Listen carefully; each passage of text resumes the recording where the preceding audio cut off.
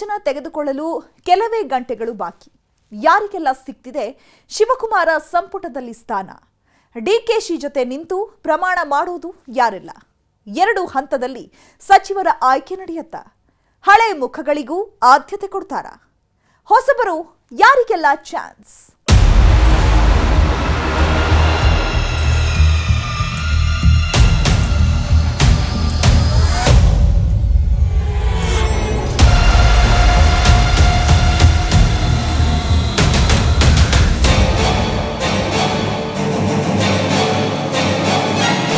ಶಿವಕುಮಾರ ಸಂಪುಟ ರಚನೆಗೆ ವೇದಿಕೆ ಸಿದ್ಧವಾಗಿದೆ. ಕೆಲವೇ ಗಂಟೆಗಳಲ್ಲಿ ಶಾಸಕರು ಸಚಿವರಾಗಿ ಪ್ರಮಾಣ ವಚನ ತೆಗೆದುಕೊಳ್ಳಲಿದ್ದಾರೆ. ಈ ಬಾರಿ ಮೊದಲ ಲಿಸ್ಟ್ನಲ್ಲಿ ಹಳೆ ಮುಖಗಳ ಜೊತೆಗೆ ಹೊಸಬರು ಸಚಿವರಾಗಿ ಆಯ್ಕೆಯಾಗಬಹುದು ಅಂತ ಹೇಳಲಾಗ್ತಾ ಇದೆ. ಅಳೆದು ತೂಗಿ ಆಯ್ಕೆ ಮಾಡಿರೋ ಹೈಕಮಾಂಡ್ ಹೊಸ ರೀತಿಯ ಸಂಪುಟಕ್ಕೆ ಗ್ರೀನ್ ಸಿಗ್ನಲ್ ಕೊಟ್ಟಿದೆಯಂತೆ.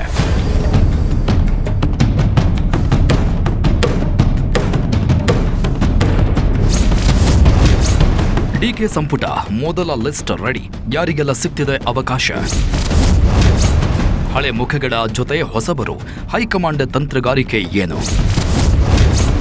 4 ಕೋಟಾದಲ್ಲಿ 15 ಶಾಸಕರಿಗೆ ಪಟ್ಟ. ಇವರ ಆಯ್ಕೆ ಹಿಂದಿನ ಕಾರಣ ಏನು? ಒಂದು ಗೊಂಚಲಿಗೆ ಕಲ್ಲು ಹೊಡೆದ್ರೆ ಒಂದಾದ್ರೂ ಹಣ್ಣು ಬೀಳಬಹುದೇನೋ ಅನ್ನೋ ಲೆಕ್ಕದಲ್ಲಿ ಆಕಾಂಕ್ಷಿಗಳು, ಅವರ ಬೆಂಬಲಿಗರು 2 ಹುದ್ದೆಗಳಿಗೆ ಬೇಡಿಕೆ ಇಡ್ತಾ ಇದ್ದಾರೆ. ಡಿಸಿಎಂ ಬೇಕು, ಸಚಿವ ಸ್ಥಾನವೂ ಬೇಕು, ಕೆಪಿಸಿಸಿ ಅಧ್ಯಕ್ಷ ಸ್ಥಾನ ಕೊಟ್ಟರೂ ಓಕೆ ಅಂತ ಒತ್ತಾಯ ಮಾಡ್ತಾ ಇದ್ದಾರೆ. ಕೊನೆ ಪಕ್ಷ ಸಚಿವ ಸ್ಥಾನ ಆದರೂ ಸಿಗಲಿ ಅಂತ ಶಾಸಕರು, ಹಿರಿಯ ನಾಯಕರ ಬೆಂಬಲಿಗರು ಪ್ರತಿಭಟನೆಗಳನ್ನ ಮಾಡ್ತಾ ಇದ್ದಾರೆ. ಒಬ್ಬರಲ್ಲ ಇಬ್ಬರಲ್ಲ, ಸುಮಾರು 60ಕ್ಕೂ ಹೆಚ್ಚು ಆಕಾಂಕ್ಷಿಗಳು ಹುಟ್ಟಿಕೊಂಡಿದ್ದಾರೆ. ಆದರೆ ಸಂಪುಟದಲ್ಲಿ 33 ಮಂದಿಗಷ್ಟೇ ಸ್ಥಾನ ಕೊಡಬಹುದು. ಹಾಗಾಗಿ ಯಾರಿಗೆ ಸಚಿವ ಸ್ಥಾನ ಅನ್ನೋ ವಿಚಾರ ಸಾಕಷ್ಟು ಕುತೂಹಲ ಮೂಡಿಸಿತ್ತು. ಅದರಂತೆ ಈಗ 10 ರಿಂದ 15 ಮಂದಿ ಪ್ರಮಾಣ ವಚನ ತೆಗೆದುಕೊಳ್ಳೋದು ಫಿಕ್ಸ್ ಅಂತ ಹೇಳಲಾಗ್ತಾ ಇದೆ.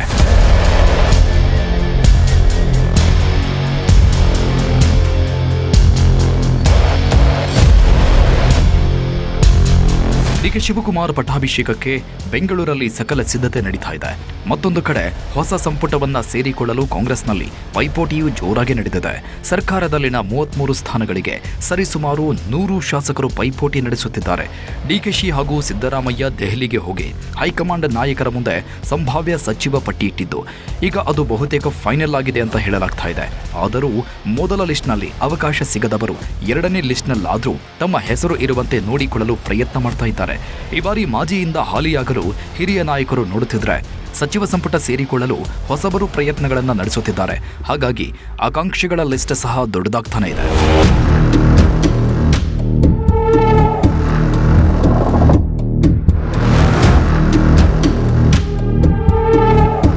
ಮುಖ್ಯಮಂತ್ರಿ ಸ್ಥಾನ ಬಿಟ್ಟು ಸಂಪುಟದಲ್ಲಿ ಲಭ್ಯವಿರುವುದು ಕೇವಲ 33 ಸ್ಥಾನಗಳು ಮಾತ್ರ.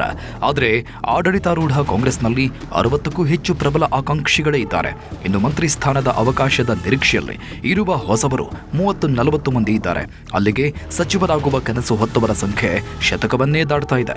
ಚುನಾವಣೆಗೆ ಸ್ಪರ್ಧಿಸಿ ಶಾಸಕರಾಗಿ ಆಯ್ಕೆಯಾದವರಿಗೆಲ್ಲ ಸಚಿವ ಪದವಿಯ ಅಪೇಕ್ಷೆ ಸಹಜ. ಆದರೆ ಮುಖ್ಯಮಂತ್ರಿ ಅವರನ್ನು ಒಳಗೊಂಡಂತೆ ಕರ್ನಾಟಕ ಸರ್ಕಾರದ ಸಂಪುಟದ ಗಾತ್ರ 34 ಮಾತ್ರ. ಹಾಗಾಗಿ ಈ ಮಿತಿಯಲ್ಲೇ ಸಂಪುಟ ರಚಿಸಬೇಕಾಗುತ್ತದೆ. ಆದರೆ ಕಾಂಗ್ರೆಸ್ನಲ್ಲಿ ಆಕಾಂಕ್ಷಿಗಳು ಯಾವಾಗಲೂ ಜಾಸ್ತಿಯೇ ಇರ್ತಾರೆ. ಇದರಿಂದ ಸಂಪುಟ ರಚನೆ ಸವಾಲಾಗಿರುತ್ತೆ.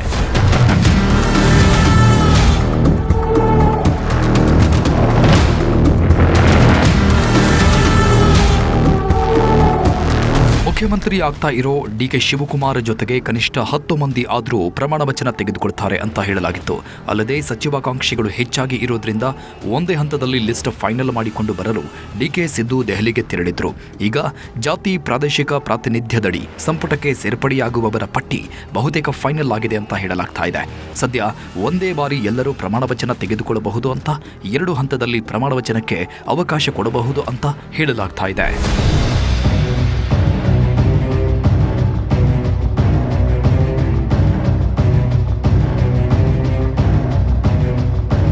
ಸಿದ್ದರಾಮಯ್ಯ ರಾಜೀನಾಮೆ ಸಲ್ಲಿಸುವಾಗ ಅವರ ಸಂಪುಟದಲ್ಲಿ ಸಿಎಂ ಡಿಸಿಎಂ ಹೊರತುಪಡಿಸಿ 30 ಸಚಿವರಿದ್ದರು. ಅವರು ಎಲ್ಲರೂ ಈಗ ಮತ್ತೆ ಕ್ಯಾಬಿನೆಟ್ಗೆ ಪ್ರವೇಶ ಪಡೆಯಲು ಉತ್ಸುಕರಾಗಿದ್ದಾರೆ. ಇದರ ಹೊರತಾಗಿ 30ಕ್ಕೂ ಹೆಚ್ಚು ಹಿರಿಯ ಶಾಸಕರು ಸಂಪುಟ ಸೇರಲು ಪ್ರಬಲ ಆಕಾಂಕ್ಷಿಗಳಾಗಿದ್ದಾರೆ. 2.5 ವರ್ಷದ ಬಳಿಕ ಸಂಪುಟ ಪುನಾರಚನೆ ಭರವಸೆ ನೀಡಲಾಗಿತ್ತು. ಅದರ ನಿರೀಕ್ಷೆಯಲ್ಲಿದ್ದ ಶಾಸಕರಿಗೆ ನಿರಾಸೆಯಾಗಿತ್ತು. ಈಗ ನಾಯಕತ್ವವೇ ಬದಲಾಗಿದೆ. ಹಾಗಾಗಿ ಕಳೆದ 3 ವರ್ಷದಿಂದಲೂ ತಮ್ಮ ಸರದಿಗಾಗಿ ಕಾಯುತ್ತಿರುವವರು ಈಗ ಮಂತ್ರಿ ಸ್ಥಾನಕ್ಕೆ ಒತ್ತಡ ತರುತ್ತಿದ್ದಾರೆ.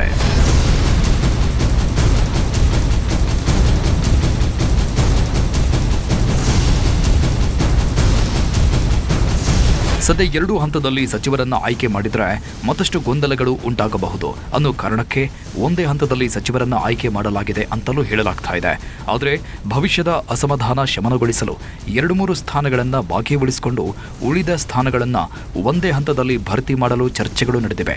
ಹಾಗಾಗಿ ಡಿಕೆಶಿ ಜೊತೆ 30 ಮಂದಿ ಶಾಸಕರು ಒಂದೇ ಬಾರಿ ಪ್ರಮಾಣ ತೆಗೆದುಕೊಳ್ಳಬಹುದು ಅಂತಲೂ ಹೇಳಲಾಗ್ತಾ ಇದೆ. ಒಟ್ಟಾರೆ ಈಗಾಗಲೇ ಲಿಸ್ಟ್ ಫೈನಲ್ ಆಗಿದ್ದು ಅಳಿದು ತೂಗಿ ಮಣೆ ಹಾಕಲಾಗಿದೆ ಅನ್ನೋ ಮಾತುಗಳು ಕೇಳಿ ಬಂದಿದೆ.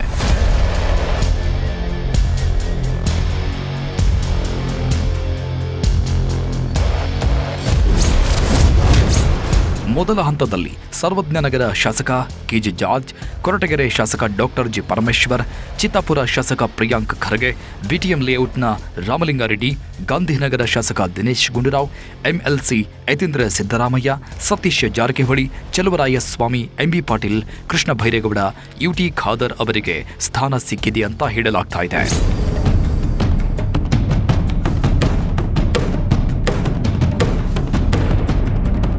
ಇವರೆಲ್ಲರೂ ಹಿರಿಯ ನಾಯಕರು. ಸಿದ್ದರಾಮಯ್ಯ ಕ್ಯಾಬಿನೆಟ್ನಲ್ಲೂ ಇವರಿಗೆ ಸ್ಥಾನ ಸಿಕ್ಕಿತ್ತು.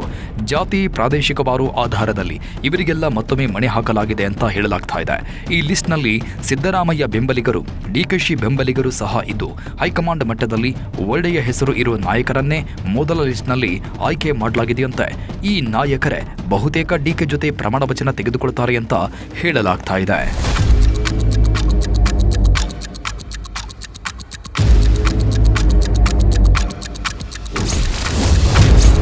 ಇವರಿಗೆ ಯಾಕೆ ಮಣೆ? KJ George, Sarvagnanagar. KJ George Sarvagnanagar ಶಾಸಕರು ಕಳೆದ 5 ದಶಕಗಳಿಂದ ರಾಜಕೀಯದಲ್ಲಿದ್ದಾರೆ. ಕಾಂಗ್ರೆಸ್ನಲ್ಲಿರೋ ಕ್ರಿಶ್ಚಿಯನ್ ನಾಯಕರಲ್ಲಿ ಇವರೇ ಪ್ರಮುಖರು. ಸೋಲಿಲ್ಲದ ಸರದಾರನಾಗಿ ಮಿಂಚ್ತಾ ಇರೋ ಜಾರ್ಜ್ ಹೈಕಮಾಂಡ್ ಮಟ್ಟದಲ್ಲೂ ಒಳ್ಳೆಯ ಹೆಸರು ಮಾಡಿದ್ದಾರೆ. ಎಲ್ಲ ಸಮಯದಲ್ಲೂ ಪಕ್ಷಕ್ಕೆ ನಿಷ್ಠೆಯಿಂದ ನಡೆದುಕೊಂಡಿದ್ದಾರೆ. ರಾಜಕೀಯದಲ್ಲಿ 5 ದಶಕಗಳ ಸುದೀರ್ಘ ಅನುಭವ ಹೊಂದಿರುವ ಅವರು ಈ ಹಿಂದೆ ಗೃಹ ಸಚಿವರಾಗಿ, ಬೆಂಗಳೂರು ಅಭಿವೃದ್ಧಿ ಸಚಿವರಾಗಿ ಮತ್ತು ಬೃಹತ್ ಮತ್ತು ಮಧ್ಯಮ ಕೈಗಾರಿಕಾ ಸಚಿವರಾಗಿ ಕಾರ್ಯನಿರ್ವಹಿಸಿದ್ದಾರೆ. ಸಿದ್ದರಾಮಯ್ಯ ನೇತೃತ್ವದ ಸರ್ಕಾರದಲ್ಲೂ ಇಂಧನ ಸಚಿವರಾಗಿ ಕೆಲಸ ಮಾಡಿದರು. ಈಗ ಮತ್ತೊಮ್ಮೆ ಅವರಿಗೆ ಮಣೆ ಹಾಕಲಾಗಿದೆ.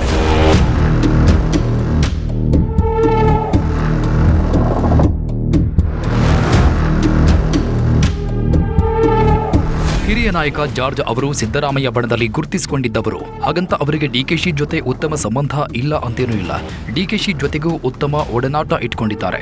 ಇದೆಲ್ಲದಕ್ಕಿಂತ ಹೆಚ್ಚಾಗಿ ಅಧಿಕಾರ ಹಸ್ತಾಂತರ ವಿಚಾರದಲ್ಲಿ ಜಾರ್ಜ್ ಅವರೇ ಪ್ರಮುಖ ಪಾತ್ರ ವಹಿಸಿದ್ದಾರೆ ಅಂತ ಹೇಳಲಾಗ್ತಾ ಇದೆ. ರಾಜ್ಯ ನಾಯಕತ್ವ ಮತ್ತು ಹೈಕಮಾಂಡ್ ನಡುವೆ ವಿಶ್ವಾಸಾರ್ಹ ಸೇತುವೆಯಾಗಿ ಕೆಲಸ ಮಾಡಿದ್ದಾರೆ. ಹಾಗಾಗಿ ಅವರಿಗೆ ಈ ಬಾರಿ ಸಚಿವ ಸ್ಥಾನ ಫಿಕ್ಸ್ ಅಂತ ಹೇಳಲಾಗ್ತಾ ಇದೆ.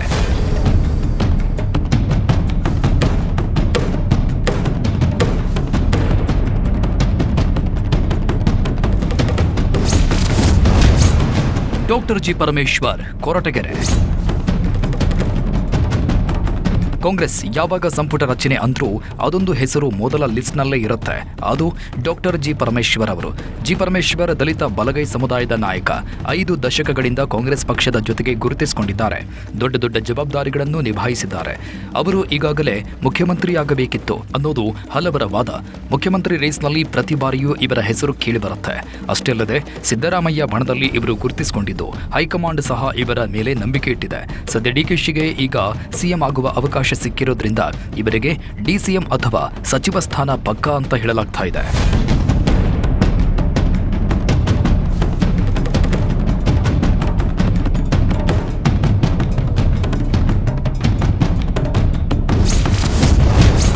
ಪ್ರಿಯಾಂಕ್ ಖರ್ಗೆ, ಚಿತ್ತಾಪುರ.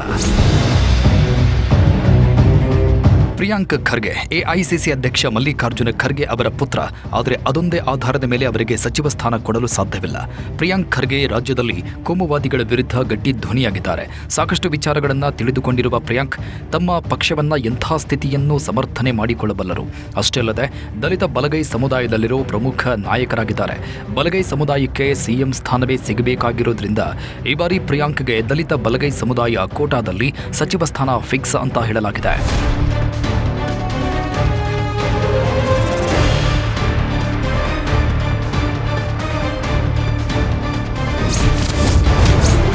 Ramalinga Reddy BTM layout. ರಾಮಲಿಂಗಾರೆಡ್ಡಿ ಅವರು ಭಾರತೀಯ ರಾಷ್ಟ್ರೀಯ ಕಾಂಗ್ರೆಸ್ ಪಕ್ಷದ ಅತ್ಯಂತ ಹಿರಿಯ ಮತ್ತು ಪ್ರಭಾವಿ ರಾಜಕಾರಣಿಯಾಗಿದ್ದು ಬೆಂಗಳೂರಿನ ಬಿಟಿಎಂ ಲೇಔಟ್ ವಿಧಾನಸಭಾ ಕ್ಷೇತ್ರದಿಂದ ಸತತವಾಗಿ ಆಯ್ಕೆ ಆಗ್ತಾ ಬಂದಿದ್ದಾರೆ. ಸತತವಾಗಿ 8 ಬಾರಿ ಶಾಸಕರಾಗಿ ಆಯ್ಕೆಯಾದ ಅಪರೂಪದ ಹೆಗ್ಗಳಿಕೆಯನ್ನು ಹೊಂದಿದ್ದಾರೆ. ಈ ಹಿಂದೆ ಸಿದ್ದರಾಮಯ್ಯನವರ ಮೊದಲ ಅವಧಿಯ ಸರ್ಕಾರದಲ್ಲಿ ಗೃಹ ಸಚಿವರಾಗಿ ಮತ್ತು ಬೆಂಗಳೂರು ನಗರಾಭಿವೃದ್ಧಿ ಸಚಿವರಾಗಿ ಕಾರ್ಯನಿರ್ವಹಿಸಿದ್ದರು. 2ನೇ ಅವಧಿಯಲ್ಲಿ ಸಾರಿಗೆ ಸಚಿವರಾಗಿ ಮಹಿಳೆಯರಿಗೆ ಉಚಿತ ಬಸ್ ಪ್ರಯಾಣ ಕಲ್ಪಿಸುವ ಸರ್ಕಾರದ ಪ್ರಮುಖ ಶಕ್ತಿ ಯೋಜನೆಯನ್ನ ಯಶಸ್ವಿಯಾಗಿ ನಿರ್ವಹಿಸಿದ್ರು. ರೆಡ್ಡಿ ಜನಾಂಗದ ಅತ್ಯಂತ ಪ್ರಮುಖ ನಾಯಕರಾಗಿರೋದ್ರಿಂದ ಇವರಿಗೆ ಸಚಿವ ಸ್ಥಾನ ಮಿಸ್ಸೇ ಆಗಲ್ಲ ಅನ್ನೋ ಮಾತಿದೆ.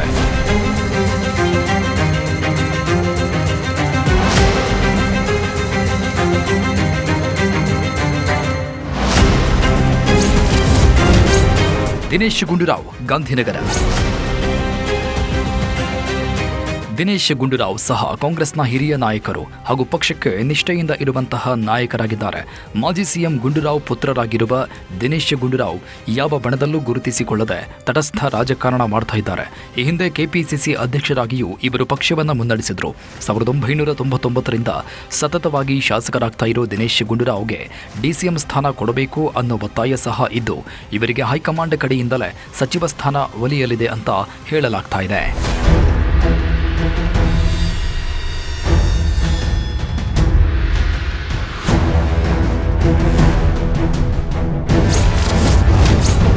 Doctor Yathindra MLC.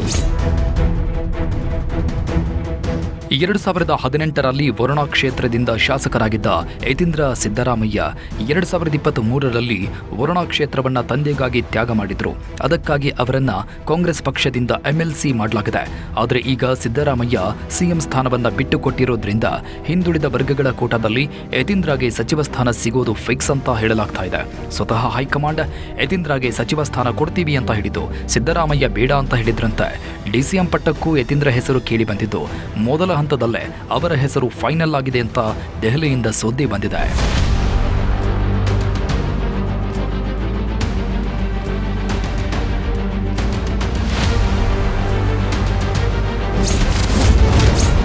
ಸತೀಶ್ ಜಾರಕಿಹೊಳಿ ಯಮಕನಮರಡಿ. ಸಿದ್ದರಾಮಯ್ಯ ಅವರನ್ನ ಅಧಿಕಾರದಿಂದ ಕೆಳಗಿಳಿಸಿರೋ ಕಾಂಗ್ರೆಸ್ಗೆ ಈಗ ಅವರ ಸ್ಥಾನದಲ್ಲಿ ಕಾಣಿಸ್ತಾ ಇರೋ ಒನ್ ಆ್ಯಂಡ್ ಓನ್ಲಿ ನಾಯಕ ಸತೀಶ್ ಜಾರಕಿಹೊಳಿ. ಅಹಿಂದ ವೋಟ್ ಬ್ಯಾಂಕ್ ಅನ್ನ ಹಿಡಿದಿಡುವ ಶಕ್ತಿ ಅವರಿಗಿದೆ ಮಾತ್ರ. ಅಷ್ಟೇ ಅಲ್ಲದೆ ಎಸ್ಟಿ ಸಮುದಾಯಕ್ಕೆ ಡಿಸಿಎಂ ಕೊಡಬೇಕು ಅನ್ನೋ ಒತ್ತಾಯಗಳು ತುಂಬಾ ಹಿಂದಿನಿಂದಲೂ ಇದ್ದು ಈಗ ಸತೀಶ್ ಪಕ್ಷವನ್ನ ಮುನ್ನಡೆಸಲು ಕಾಂಗ್ರೆಸ್ಗೆ ಅಗತ್ಯವಾಗಿದ್ದಾರೆ. 2028ಕ್ಕೆ ನಾನೇ ಸಿಎಂ ಅಂತ ಹೇಳ್ತಾ ಇರೋ ಸತೀಶ್ ಈಗಿನಿಂದಲೇ ಪಕ್ಷ ಕಟ್ಟಲು ಕೆಪಿಸಿಸಿ ಅಧ್ಯಕ್ಷ ಪದವಿಯನ್ನು ಕೇಳ್ತಾ ಇದ್ದಾರೆ. ಆದರೆ ಒಬ್ಬರಿಗೆ ಒಂದೇ ಹುದ್ದೆ ಅಂತ ಹೇಳ್ತಾ ಇರೋ ಹೈಕಮಾಂಡ್ ಸತೀಶ್ಗೆ ಸಚಿವ ಸ್ಥಾನ ಕೊಡೋದು ಕನ್ಫರ್ಮ್ ಅನ್ನೋ ಮಾತಿದೆ. ಉತ್ತರ ಕರ್ನಾಟಕ ಭಾಗದಲ್ಲೂ ಸತೀಶ್ಗೆ ಅತಿ ಹೆಚ್ಚು ಫಾಲೋಯಿಂಗ್ ಇರೋದ್ರಿಂದ ಅವರಿಗೆ ಮಣೆ ಹಾಕ್ತಾರೆ ಅಂತ ಹೇಳಲಾಗ್ತಾ ಇದೆ.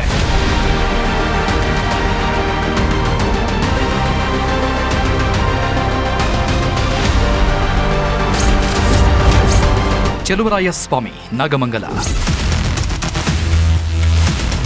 ಚಲುವರಾಯಸ್ವಾಮಿ ಮಂಡ್ಯ ಜಿಲ್ಲೆಯಲ್ಲಿ ಅತ್ಯಂತ ಪ್ರಮುಖ ನಾಯಕರು. 2023ರಲ್ಲಿ ಮಂಡ್ಯ ಜಿಲ್ಲೆಯಲ್ಲಿ ಕಾಂಗ್ರೆಸ್ ಹೆಚ್ಚು ಸ್ಥಾನ ಗಳಿಸಲು ಇವರ ಪಾತ್ರವೂ ಮುಖ್ಯವಾಗಿತ್ತು. ಸಿದ್ದರಾಮಯ್ಯ ನೇತೃತ್ವದ ಸರ್ಕಾರದಲ್ಲಿ ಕೃಷಿ ಸಚಿವರಾಗಿ ಕೆಲಸ ಮಾಡಿದ್ದ ಚಲುವರಾಯಸ್ವಾಮಿ ಈಗ ಒಕ್ಕಲಿಗ ಕೋಟಾದಲ್ಲಿ ಮತ್ತೊಮ್ಮೆ ಸಚಿವ ಸ್ಥಾನವನ್ನ ಬಯಸಿದ್ರು.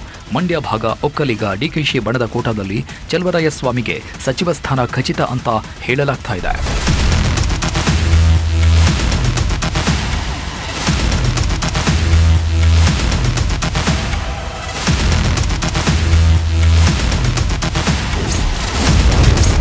ಎಂಬಿ ಪಾಟೀಲ್ ಬಬಲೇಶ್ವರ. ರಾಜ್ಯದ ಎರಡು ಪ್ರಬಲ ಸಮುದಾಯಗಳು ಲಿಂಗಾಯತ ಮತ್ತು ಒಕ್ಕಲಿಗರನ್ನ ಡಿಕೆ ಶಿವಕುಮಾರ್ ಸಿಎಂ ಆಗ್ತಾ ಇದ್ದಾರೆ. ಹಾಗಾದ್ರೆ ಲಿಂಗಾಯತರಿಗೆ ಏನು ಎನ್ನುವ ಪ್ರಶ್ನೆ ಉದ್ಭವ ಆಗುತ್ತೆ. ರಾಜ್ಯದಲ್ಲಿ ಲಿಂಗಾಯತ ಮತಗಳನ್ನ ಹಿಡಿದಿಟ್ಟುಕೊಳ್ಳುವ ದೃಷ್ಟಿಯಿಂದ ಲಿಂಗಾಯತರಿಗೆ ಸಚಿವ ಸ್ಥಾನ ಕೊಡಬೇಕಾದ ಅನಿವಾರ್ಯತೆ ಇದ್ದು ಎಂಬಿ ಪಾಟೀಲ್ ಅವರನ್ನ ಮೊದಲ ಆದ್ಯತೆ ಆಗಿ ಪರಿಗಣಿಸಲಾಗಿದೆ.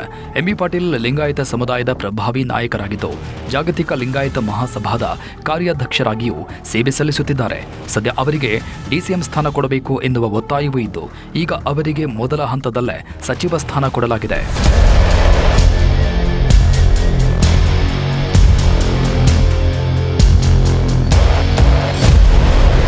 ಹಿರಿಯ ನಾಯಕರ ಜೊತೆಗೆ ಹೊಸಬರಿಗೂ ಅವಕಾಶ ಕೊಡಬೇಕು ಅಂತ ರಾಹುಲ್ ಗಾಂಧಿ ತೀರ್ಮಾನಿಸಿದ್ದು ಡಿಕೆ ಸಂಪುಟ ರಚನೆಗೆ ಹೊಸ ಸೂತ್ರ ಸೂಚಿಸಿದ್ದಾರೆ ಅಂತ ಹೇಳಲಾಗ್ತಾ ಇದೆ. ಹಿರಿಯ ಕಿರಿಯ ಶಾಸಕರ ಮಿಶ್ರಣದಲ್ಲಿ ಸಂಪುಟ ರಚನೆಗೆ ಸೂಚಿಸಿದ್ದಾರಂತೆ. ಅದರಂತೆ 50 ರಿಂದ 70 ವರ್ಷದವರಿಗೆ 20 ಸ್ಥಾನ ಮೀಸಲಿಡಲಾಗಿದ್ದು 45 ವರ್ಷದೊಳಗಿನವರಿಗೆ 10 ಸ್ಥಾನ ಕೊಡಲು ತೀರ್ಮಾನಿಸಲಾಗಿದೆಯಂತೆ. ಹಾಗಾಗಿ 45 ವರ್ಷದೊಳಗಿನ ಆ 10 ಮಂದಿ ಯಾರು ಅನ್ನೋದು ಭಾರೀ ಕುತೂಹಲ ಕೆರಳಿಸಿದೆ. ಡಿಕೆ ಶಿವಕುಮಾರ್ ಎಂಬ ಹೆಸರಿನಾದ ನಾನು ಶ್ರೀ ಗಂಗಾಧರ ಅಜ್ಜನ ಹೆಸರಿನಲ್ಲಿ ಪ್ರಮಾಣ ಮಾಡುತ್ತೇನೆ.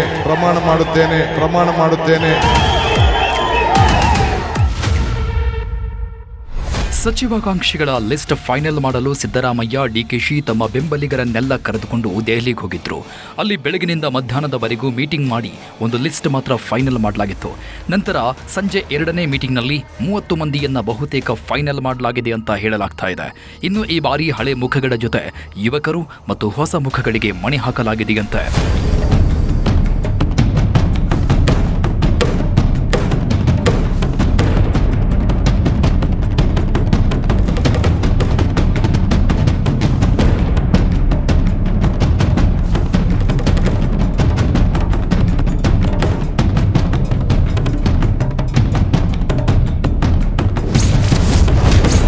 ಕೃಷ್ಣ ಬೈರೇಗೌಡ, ಬ್ಯಾಟರಾಯನಪುರ.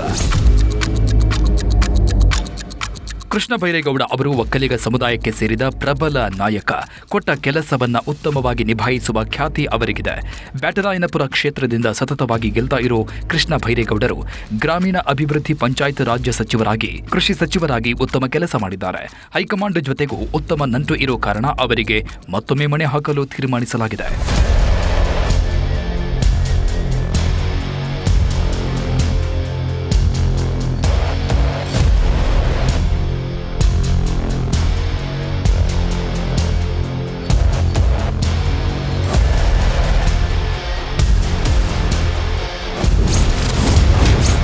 ಯುಟಿ ಖಾದರ್, ಮಂಗಳೂರು. ಈ ಬಾರಿ ಅಲ್ಪಸಂಖ್ಯಾತ ಕೋಟಾದಲ್ಲಿ ಯುಟಿ ಖಾದರ್ ಸಚಿವ ಸ್ಥಾನ ಬಹುತೇಕ ಖಚಿತವಾಗಿದೆ. ಕಳೆದ ಬಾರಿಯೇ ಅವರು ಸಚಿವ ಸ್ಥಾನದ ಆಕಾಂಕ್ಷಿಯಾಗಿದ್ರು. ಆದರೆ ಅವರನ್ನ ಮನವೊಲಿಸಿ ಅವರಿಗೆ ಸ್ಪೀಕರ್ ಸ್ಥಾನವನ್ನ ಕೊಡಲಾಗಿತ್ತು. ಆದರೆ ಈ ಬಾರಿ ಬೇರೆಯವರನ್ನ ಸ್ಪೀಕರ್ ಮಾಡಿ ಖಾದರ್ಗೆ ಸಚಿವ ಸ್ಥಾನ ಕೊಡಲು ತೀರ್ಮಾನಿಸಲಾಗಿದೆ. ಈ ಬಾರಿ ಅವರು ಡಿಸಿಎಂ ಸ್ಥಾನದ ರೇಸ್ನಲ್ಲಿದ್ರು. ಆದರೆ ಈಗ ಡಿಸಿಎಂ ಸ್ಥಾನ ಇಲ್ಲ ಅಂತ ಹೇಳಲಾಗ್ತಾ ಇದ್ದು ಮೊದಲ ಲಿಸ್ಟ್ನಲ್ಲಿ ಸಚಿವ ಸ್ಥಾನಕ್ಕೆ ಇವರ ಹೆಸರು ಫೈನಲ್ ಆಗಿದೆಯಂತೆ.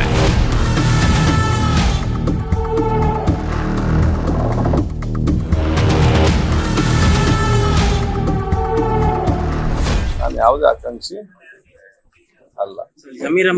ಹೇಗೆ ಕೊಡಬೇಕು, ಯಾರಿಗೆ ಕೊಡಬೇಕು, ಸರ್ಕಾರಕ್ಕೆ ಮತ್ತು ಪಕ್ಷಕ್ಕೆ ಅದರದಾದ ಒಂದು ಕೆಲವು ಸರ್ವೆ ರಿಪೋರ್ಟ್ ಇರ್ತದೆ, ಇಂಟೆಲಿಜೆನ್ಸ್ ಇರ್ತದೆ, ಮತ್ತು ಎಲ್ಲ ಪ್ರಾದೇಶಿಕವಾಗಿಯೂ ಇಂತೆಲ್ಲ ನೋಡಿಕೊಂಡೇ ಪಕ್ಷ ನಾಯಕರು ತೀರ್ಮಾನ ಮಾಡ್ತಾರೆ. ಅದಕ್ಕೆ ಬದ್ಧರಾಗುವ ಜವಾಬ್ದಾರಿ ನಮ್ದು. ಕಳೆದ ಸಲ 2023 ನನ್ನ ಮಂತ್ರಿ ಸ್ಥಾನದಲ್ಲಿ ಲಿಸ್ಟ್ ಅಂತ ಇತ್ತು. ಸಡನ್ ಆಗಿ ನನಗೆ ಸಭಾಧ್ಯಕ್ಷ ಸ್ಥಾನದ ಅವಕಾಶ ಮಾಡಿ ಕೊಟ್ಟರು. ನಾವು ಯಾವುದೇ ಒಂದು ಚರ್ಚೆ ಇಲ್ಲದೆ ತಗೊಳ್ಳೋ ಕೆಲಸ ನಾವು ಮಾಡಿದ್ದೇವೆ. ನಮ್ಗೆ ಪೋಸ್ಟ್ ಇಸ್ ನಾಟ್ ಇಂಪಾರ್ಟೆಂಟ್. ನಮ್ಗೆ ವರ್ಕ್ ಇಸ್ ಇಂಪಾರ್ಟೆಂಟ್. ಪೋಸ್ಟ್ ನಮ್ಮನ್ನು ದೊಡ್ಡ ಜನ ಮಾಡೋದಿಲ್ಲ. ನಮ್ಮ ವರ್ಕ್ ಮಾತ್ರ ಮತ್ತು ಪ್ರಾಮಾಣಿಕತೆ ಕೆಲಸ ಮಾತ್ರ ನಮ್ಮ ದೊಡ್ಡ ಜನನಾಗಿ ಮಾಡ್ತಾರೆ.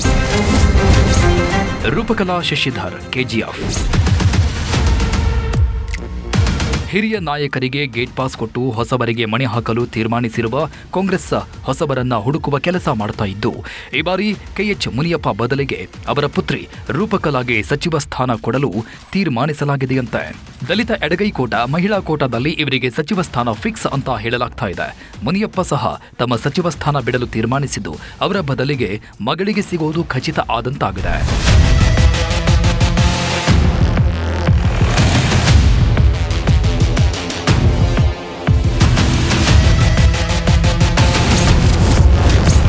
ಪ್ರಿಯಕೃಷ್ಣ, ಗೋವಿಂದರಾಜನಗರ. ಹಿರಿಯ ನಾಯಕ ಎಂ ಕೃಷ್ಣಪ್ಪ ಅವರ ಪುತ್ರ ಪ್ರಿಯಕೃಷ್ಣ ಅವರನ್ನು ಗಣನೆಗೆ ತೆಗೆದುಕೊಳ್ಳಲಾಗಿದೆ. ಪ್ರಿಯಕೃಷ್ಣ ಅವರು ಗೋವಿಂದರಾಜನಗರ ಕ್ಷೇತ್ರದಿಂದ 2 ಬಾರಿ ಗೆದ್ದಿದ್ದಾರೆ. ಅಪ್ಪ ಮಕ್ಕಳು ಇಬ್ಬರು ಗೆದ್ದಿದ್ದು, ಒಕ್ಕಲಿಗ ಕೋಟಾದಲ್ಲಿ ಒಬ್ಬರಿಗಾದರೂ ಸಚಿವ ಸ್ಥಾನ ಕೊಡಬೇಕು ಅಂತ ತೀರ್ಮಾನಿಸಲಾಗಿದೆ. ಸದ್ಯ ಯುವಕರಿಗೆ ಆದ್ಯತೆ ಕೊಡಬೇಕು, 45 ವರ್ಷದ ಒಳಗಿನವರಿಗೆ ಅವಕಾಶ ಕೊಡಬೇಕು ಅಂತ ಹೈಕಮಾಂಡ್ ಹೇಳಿದ್ದರಿಂದ ಪ್ರಿಯಕೃಷ್ಣಗೆ ಸಚಿವ ಸ್ಥಾನ ಸಿಗಬಹುದು ಅಂತ ಹೇಳಲಾಗ್ತಾ ಇದೆ.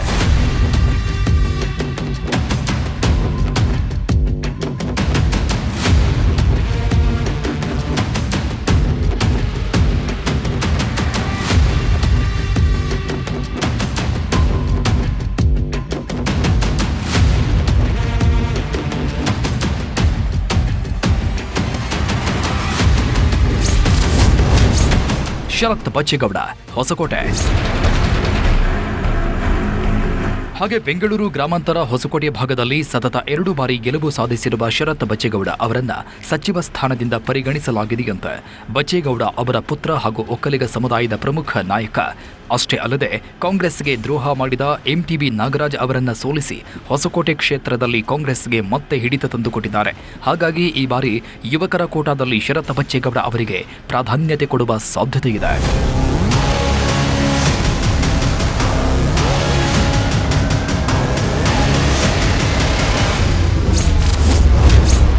ದರ್ಶನ್ ಧ್ರುವನಾರಾಯಣ. ರಾಹುಲ್ ಗಾಂಧಿ ಹೊಸ ಮುಖಗಳಿಗೆ ಆದ್ಯತೆ ಕೊಡಬೇಕು ಅಂತಲೇ ಡಿಕೆಶಿ ನೇತೃತ್ವದಲ್ಲಿ ಹೊಸ ಸರ್ಕಾರಕ್ಕೆ ಗ್ರೀನ್ ಸಿಗ್ನಲ್ ಕೊಟ್ಟಿದ್ದಾರೆ. ಹಾಗಾಗಿ ಸಂಪುಟದಲ್ಲಿ ಹೊಸ ಮುಖಗಳು ಇರುವ ಸಾಧ್ಯತೆಯೂ ಇದೆ. ಸದ್ಯ ಸಿದ್ದು ಡಿಕೆಶಿ ತೆಗೆದುಕೊಂಡು ಹೋಗಿದ ಲಿಸ್ಟ್ ನೋಡಿ. ಯುವಕರ ಲಿಸ್ಟ್ ಎಲ್ಲಿ ಅಂತ ಕೇಳಿದಂತೆ ಅದಕ್ಕೆ ಯುವಕರ ಕೋಟಾದಲ್ಲಿ ಒಂದಷ್ಟು ಹೆಸರುಗಳನ್ನು ಸೂಚಿಸಲಾಗಿದ್ದು, ಅದರಲ್ಲಿ ದರ್ಶನ್ ಧ್ರುವನಾರಾಯಣ ಹೆಸರು ಇದೆ ಅಂತ ಹೇಳಲಾಗ್ತಾ ಇದೆ.